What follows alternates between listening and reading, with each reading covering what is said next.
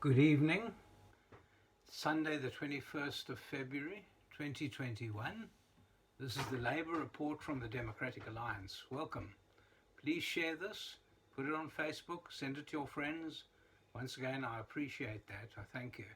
It's been an interesting and an important week. We're going to discuss a couple of things. Obviously, the debate on SONA. That's important. That's left us all completely underwhelmed. Yes, the term is underwhelmed. Then there's the report from the Special Investigation Unit, the SIU. This report has shown us all the fraud and corruption within the Department of Labour, in particular the Unemployment Insurance Fund, the UIF. We've been shouting about this for months, but here it is. Very interesting to read. Then finally we're going to look at the TERS itself, the extension of the emergency funding from the UIF has been extended to the 15th of March. Obviously, we hope that people actually get paid, because we've had almost 10 months of absolute disaster. We still don't know from the presidency all the regulations as to who's actually going to get that extended TERS, so we're waiting for that. The ability for the public to comment on the changes to some legislation, in particular the amendments to the Employment Equity Act. If anyone's interested, any businesses in particular who want to actually put in some comments or some input into the amendments, I think there's going to be an extension of about 2 weeks, which will take us just beyond the end of this month. So please have a look at that carefully. It is absolutely important. And then also we look at the senior officials from the UIF. You remember the top management team of the UIF, the Unemployment Insurance Fund, the commissioner and some of his officials were suspended on full pay almost 6 months ago. Finally this week we're going to see some disciplinary action. Also be very interesting. So thank you for listening. It's Michael Bagram, DA Labour spokesperson, 21st of February 21. Also remember the payment threshold in terms of the Basic Conditions of Employment Act has gone up a little bit. If you are an employer and you're employing some senior employees, it might be important to increase their wage so that you don't have to pay them overtime and you get exempt from all sorts of extra payments that you might have to pay to them if they're earning above the threshold. If anyone wants to know more about it and how to do it, you can contact me on michael@bagrams.co.za. This threshold is actually very important. The backlog of the CCMA, my attorney's office is telling me that it's at least 6 months, if not longer, to get an arbitration date. We're getting dates now in July. So it's interesting. We did predict that the CCMA will become more and more dysfunctional. It was the only working entity within the Department of Employment and Labour. Unfortunately, this is not really the case. We are expecting some mass action this coming Wednesday, the 24th of February 21. Wednesday the 24th, we're expecting mass action. Remember, the Minister of Finance, Tito Mboweni, is going to give his budget on Wednesday afternoon, the 24th of February 21.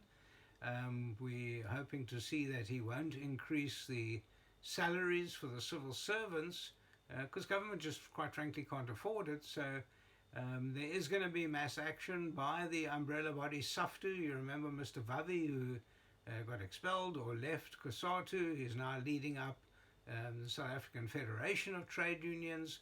The biggest one in that federation is NUMSA. They're going on a strike. It's a legal strike. It's protected in terms of Section 77 of the Labour Relations Act. You cannot dismiss anyone who goes on strike on Wednesday. Obviously, no work, no pay. That's the norm, but you can't dismiss, so be careful of that.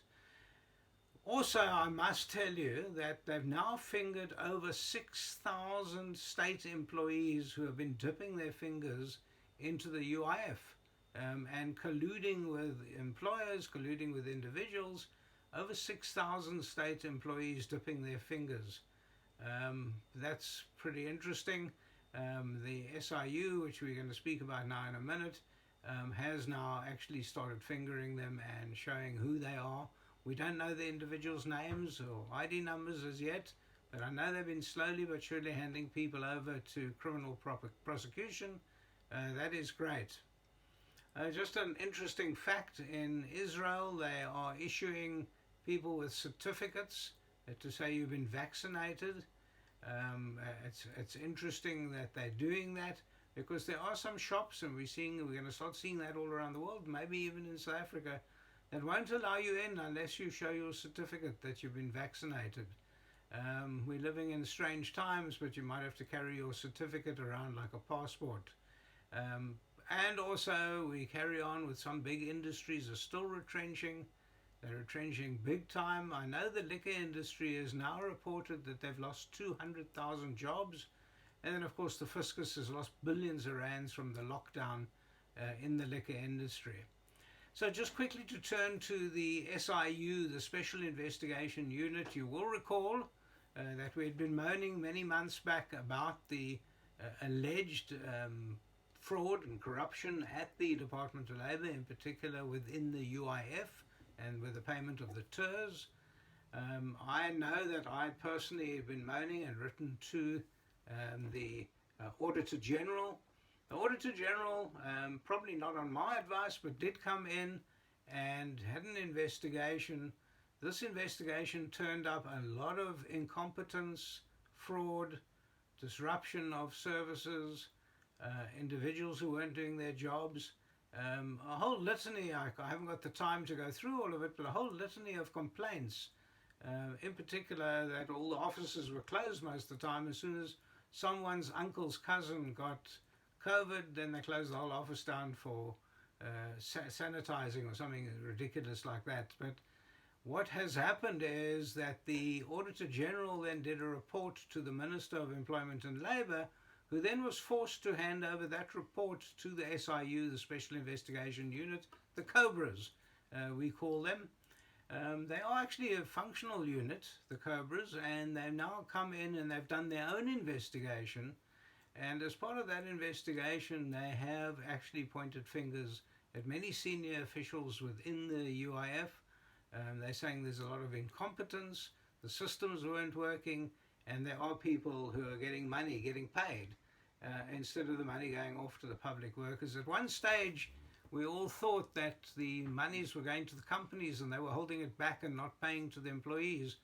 Well, this is very few instances like that. The majority of the cases are individuals within the UIF working in government as officials. 6,000 of them have stolen millions and millions of rands. So we're waiting for those disciplinary hearings. We're waiting for the finalization of the SIU report. It'll be good. The employment equity legislation does actually mean good in some places, like adding domestic workers to the workman compensation. And of course there are some other good amendments, but please have a look at this. There are some really drastic amendments, such as the banning of third parties to be able to act on your behalf to claim for injuries and for monies to be paid for your medical services. They want to ban that altogether, and I think it's really taking us backwards completely. So please, if you are wanting to comment, contact me and I'll give you all the details of how you can comment. It becomes very important. So once again, thank you for listening to me this week, the 21st of February 21. I look forward to the budget speech on Wednesday afternoon. I hope there'll be some help for small business, maybe to deregulate them even a little bit.